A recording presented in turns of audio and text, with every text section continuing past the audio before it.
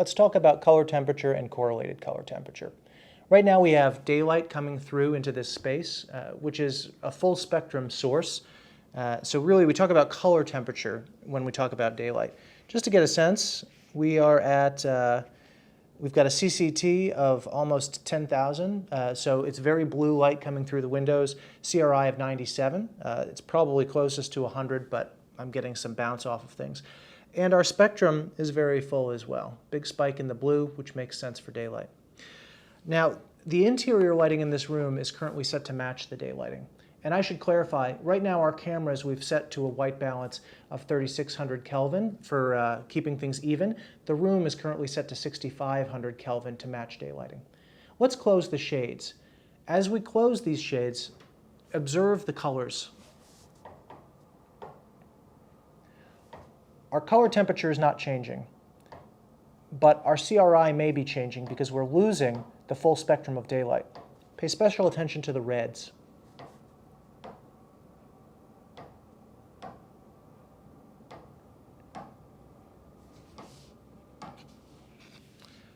This is what we had before from the day lighting, a fairly full spectrum.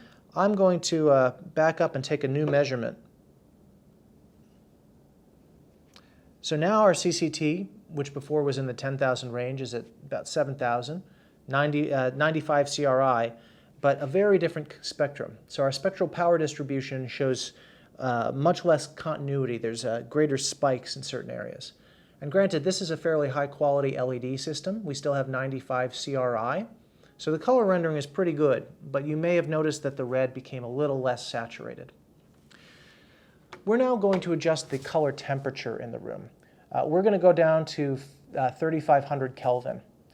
So you should see the room going from cooler to warmer. Now, the way the human eye works, we'd be having adaptation during this. So you would see, if we were living in a room at 6500 K, it would feel white to us rather than blue after a while. Because of the nature of cameras, what you see on screen is more static. It's not adjusting the same way.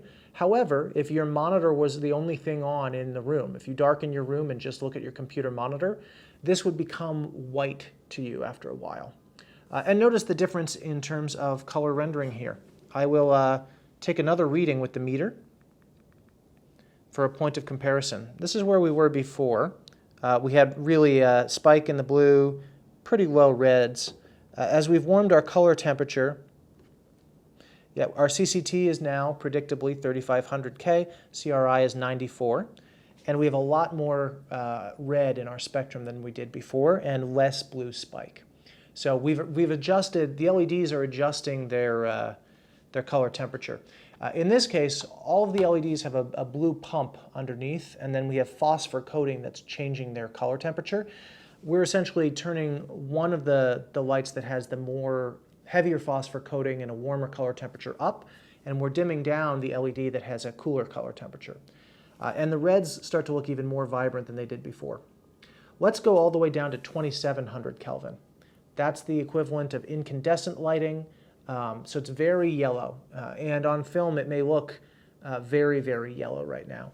Again, if your monitor is the only light source in the room, as I talk, this should become the norm to you. My eyes are actively adapting to this color so that the table that originally is looking kind of beige-ish to me instead of gray is becoming more and more white.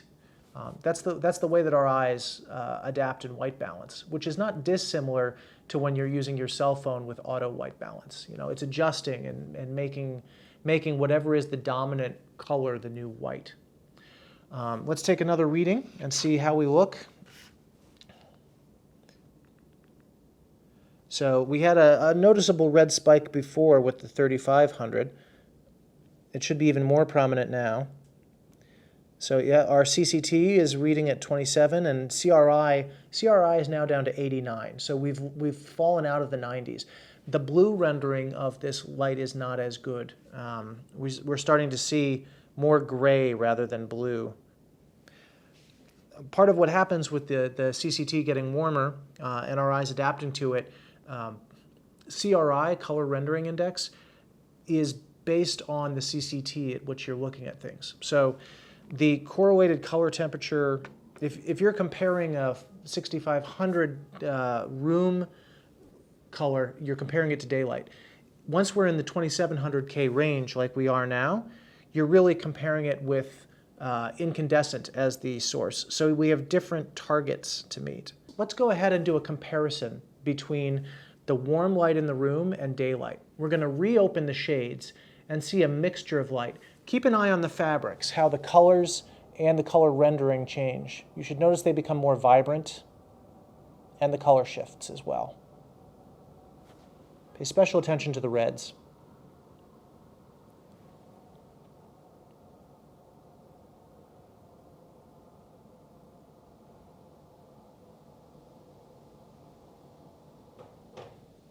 So for me, mixtures of light, we start to get kind of a blend.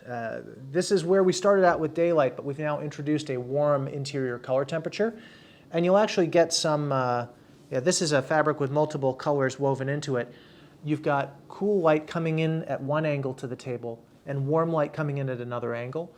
The results are we get some multiple shadows happening here. That I'm actually seeing cool and warm shadowing happening within the textures and the fabrics. Lighting designers always have to grapple with, do I mix color temperatures in a space or not? Keeping them consistent can make things much more uniform, versus if you have warmer colors in some areas, cooler in another, it can make a very dynamic tension. Let's go ahead and bring the room lights back to 6500 Kelvin to, again, match daylight and even things out. So that's the basics of color temperature and how it can really change our perception. CRI, color rendering index, as a function of how we perceive color, completely changes depending on what the initial color temperature is. We'll talk more about CRI and metamers in the next lecture.